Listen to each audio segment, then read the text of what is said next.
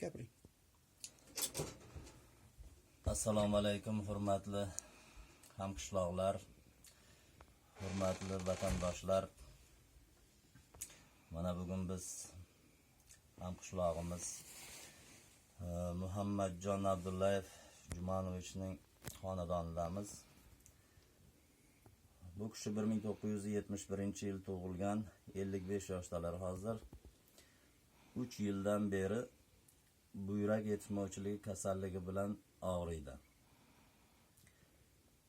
Xo'jandga dializ olish uchun haftasiga 2 marta borib keladi. Mana shu 3 yildan beri ana shunday sarsonlik.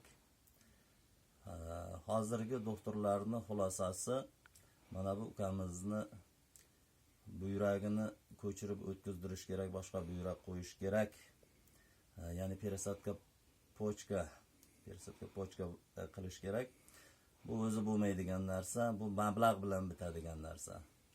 Mana shu mablag'ni barcha mana shu birodarlarimizdan, hamqishloqlarimiz, qo'shni qishloqlardagi kimki bizni biladigan, mana shu Muhammadjonni biladigan barcha yori do'stlar, og'aynilardan iltimos, kimda imkoni bo'lsa mablag' bilan, kimda imkoni yo'q bo'lsa bir og'iz yaxshi gapi, duo bilan mana shu ukamizga yordam berishlaringizni so'raymiz.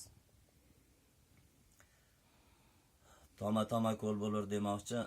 Mana shu qanchalik ko'p birodarlarimiz shunday yordam qilsa, albatta bu ukamiz ham Xudo xolasa sog'ayib ketib, mana shu sog'lar qatorida davramizga qo'shilib, mana shu yerlarda oilasiga bosh bo'lib, o'ynab kulib yurishlarini hammamiz mana shu Allohdan tilab qolamiz. Tani joni sog' bo'lsin. Mana shu kimki yordam qo'lini cho'zamiz degan bo'lsa, oldindan niyat qilgan bo'lsa, yo yordam qo'lini cho'zganlar bo'lsa, hammasidan Alloh rozi bo'lsin. Hammalaringiz tani jonlaringiz sog' bo'lsin, umrlaringiz uzoq bo'lsin, bolalaringizga bosh bo'lingizlar. Rahmat.